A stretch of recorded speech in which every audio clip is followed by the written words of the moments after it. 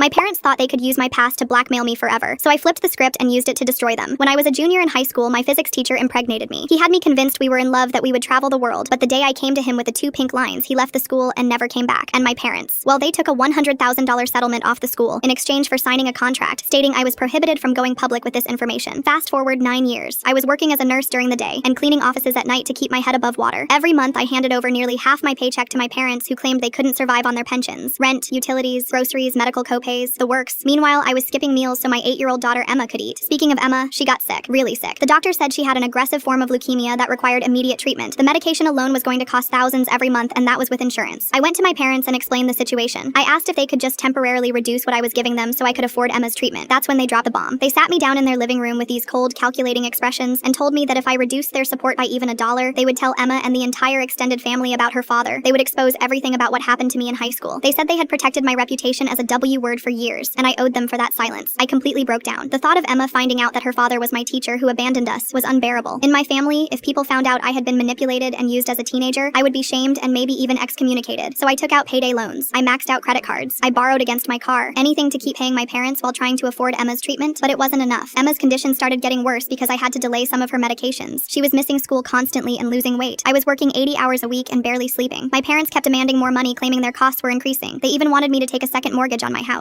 One night, Emma collapsed at school and had to be hospitalized. While I was sitting in the hospital waiting room, a social worker started asking questions about why Emma's treatment had been inconsistent. I was so exhausted and stressed that I almost broke down right there. That's when I found the receipts. I had borrowed my parents' car to drive to the hospital because mine broke down, and when I was cleaning out some trash, I found restaurant receipts from expensive places, casino parking stubs, movie tickets, all from the past month when they claimed they could barely afford food. I started investigating. I followed them one afternoon and watched them walk into a casino. I documented everything, the gambling, the shopping trips. They were living it up on my money while my daughter was dying. But when I confronted them with the evidence, they didn't even try to deny it. Instead, they doubled down on the blackmail. They threatened to call child services and report me as an unfit mother. They said they would destroy my nursing license by claiming I was unstable. They demanded I sign over the deed to my house or they would ruin me completely. That's when something snapped inside me. I realized they had been systematically destroying my life for years. They had taken money that was meant to compensate for my trauma and used it to fund their lifestyle. Then they spent nearly a decade exploiting that same trauma to control me. So I started recording our conversations. I gathered all the evidence of their financial abuse. I couldn't afford a lawyer, so I became a professional internet sleuth and learned that what they were doing to me was actually illegal. Financial exploitation, extortion, the whole thing. Then I called a family meeting. I invited all my aunts, uncles, and cousins. Everyone who had spent years praising my parents for being such generous grandparents while judging me for accepting their help. And at this family meeting, I played the recordings. I showed the receipts. I explained how they had been stealing money meant for Emma's cancer treatment to fund their gambling addiction. And then I told them the truth about the school settlement, how my parents had been paid $100,000 to keep quiet about a teacher who assaulted their daughter. Money they had hidden and spent while forcing that same daughter to work herself into the ground to support them. The room went completely silent.